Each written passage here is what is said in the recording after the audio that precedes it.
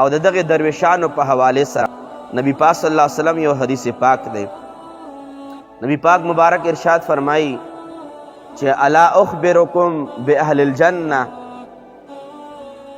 ای صحابو آیا هغه خلق درته په ګوته نه کم چې کوم خلق به جنتیان وي، یعنی په دنیا کې درته جنتیان لږ ونه ښایم. نبی پاک مبارک سوالو کو، د سوال سره سره نبی پاک سمدستی جواب ورکوي، کل ضعیف متضعف لو اقسم علی الله ابره. نبی پاک مبارک ورته فرمایي چې جنتیان که په ځمکه باندې لیدل غواړئ چې چرته تاسو مسکین او غریب او ضعیف انسان وینئ چې په ځمکه باندې ګرځي، هر یو ضعیف او هغه انسان چې په معاشره کې کمزوری ګڼلی کیږي، یا د مال په حیثیت، یا یې بدن کمزوری د بدن په حیثیت، یا یې نسب کمزوری وي نسب په حیثیت کمزوری ګڼلی کیږي، یا چرته رتبه داسې نه وي رتبې په حیثیت کمزوری ګڼلی کیږي. نبی پاک مبارک فرمایي چې معاشره کې چې څوک سپک ګڼلی کیږي، نبی پاک فرمایي دا د جنت خاوندان دي، دا به جنت ته داخلیږي. او نبی پاک فرمایي چې دغه ضعیفه خلک چې په معاشره کې ډېر ضعیفه ګڼلی کیږي، او دا خبره دې دپاره کوم چې انسان ته ډېره اندازه کله نه لګي، انسان یا د مال په سوچ کې یا د مال په نشه کې چرته لوړه مرتبه باندې ذهن کې روان وي، چرته د یو منصب وي 18-19 ګریډ افسر وي، آپ خپل سوچ کې بټن ووهي او بټن وهلو سره ټالی ووالی شي، په ټالی والو کې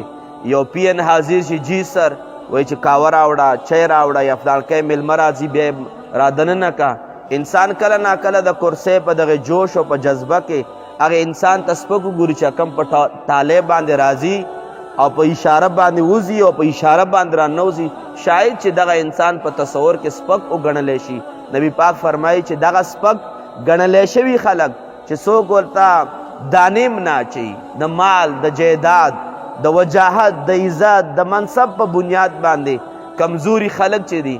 دا به جنت ته داخلیږي. او نبی پاک فرمایل چې دا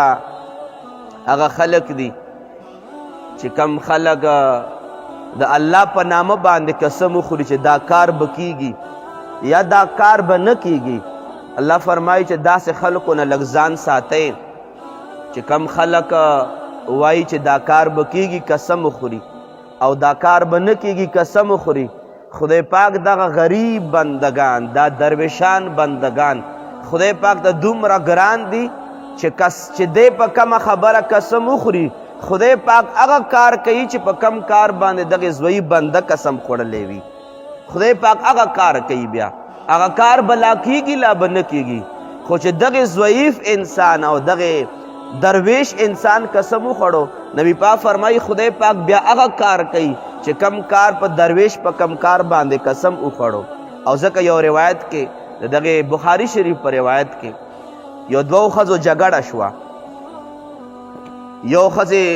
د ښځو جګړه هم ډېره سخته وي او خاص کر د ویښتو نه سره نسی، خو لیکن دا ښځو جګړه کې بس چې هر ځای د چا ولګېدو، خو دا ښځه یو داسې زوروره وه، دغه یو صحابیې د بلې صحابیې نه ځان خلاصولو دپاره په دا خوله باندې سوک ورکړو، غاښ یې مات شو، غاښ مات شو. قرآن کریم آیات کریمه ده چې اسن بسن، چې څوک د بل چا غاښ مات کی په قصاص کې به د هغه غاښ ماتولی شي.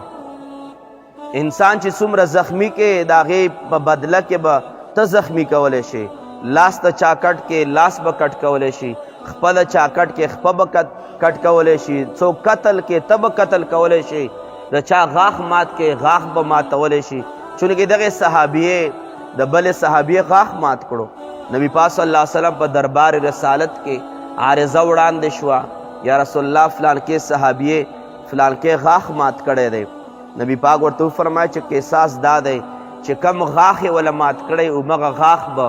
قصاص کې دغې ښځې ته ماتولی شي. په دغې صحابه کرامو کې نبی پاک مبارک په دغې درویشانو کې یو درویش صحابي ناستو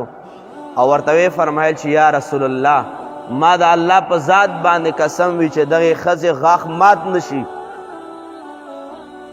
دغه صحابي رسول نبی پاک په فیصله باندې اعتراض نو او نه نبی پاک صلی الله علیه وسلم مبارک فیصله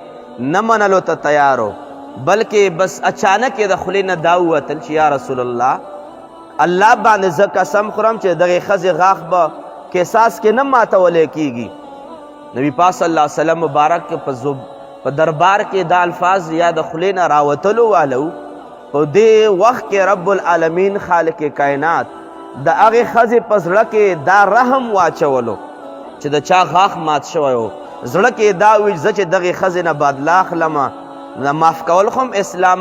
ډېر بهتر ښودلی دی. زړه کې دا راغلل چې ما د الله د رضا دپاره معاف کړه. د دغې ښځې غاښ د ماتولو حکم وشو خو دا ښځه واپس راغله او نبي پاک ته عرض کوي یا رسول الله بس لانجه وه کونجه وه وشوه جګړه، ما غاښ مات کړو او ما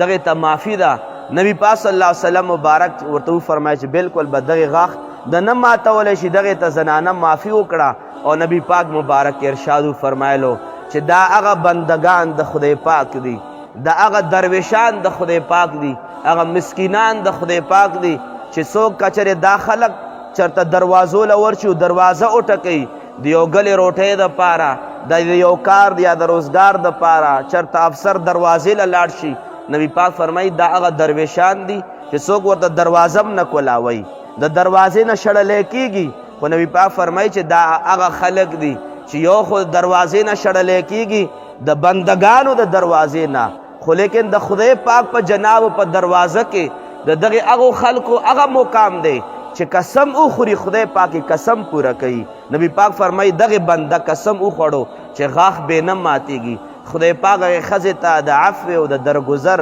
نیت په زړه کې واچولو، معاف یې کړو. خدای پاک د دغې درویش انسان قسم پوره کړو. ځکه رب العالمین خالق کائنات بندگانو ته عمده پیغام ورکوي چې چرته هم چاته د دغې غریبانو ته او د دغې درویشانو ته سپک نه دي کتل پکار.